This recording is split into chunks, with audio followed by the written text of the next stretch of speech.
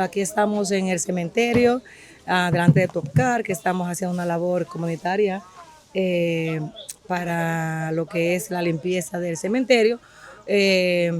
Estamos llamando a la comunidad de Aruba para que venga a ayudarnos. Ejemplo, cuando ya la segunda etapa, tercera etapa, pues ya hemos hecho 2 labores. La tercera etapa, si Dios quiere, entonces estamos buscando más voluntarios para que nos aporten o nos ayuden con la limpieza de lo que es el cementerio.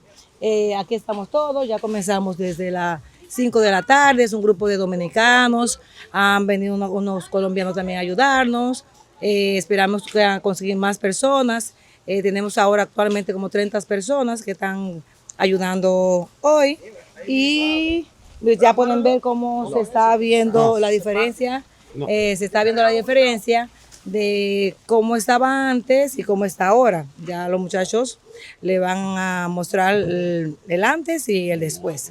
Bueno, estamos situadas en el sitio, el bar-restaurante, atrás de Dimas.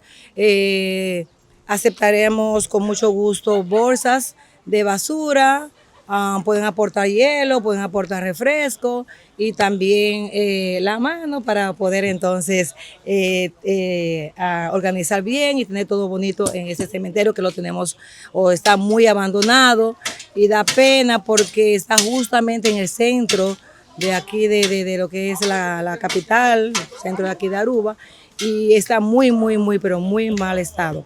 Entonces también la persona que pueda traer pintura, brocha y también puede dar una mano con eso, se lo estaremos agradeciendo.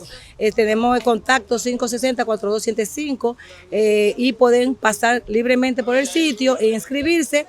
Creo que aquí un mes lo estaremos haciendo, después de las vacaciones estaremos haciendo otra limpieza porque es mucho trabajo, entonces vamos por parte. Estamos haciendo una labor comunitaria, lo venimos haciendo desde hace mucho tiempo, siempre venimos a limpiar aquí el cementerio, la parte que podemos, la parte que cada quien dedica su tiempo y el aporte que hace. Eso se viene haciendo hace mucho tiempo porque en el pasado tuvimos un hermano que ya no está con nosotros, pero en vida está en el cielo, está con nosotros.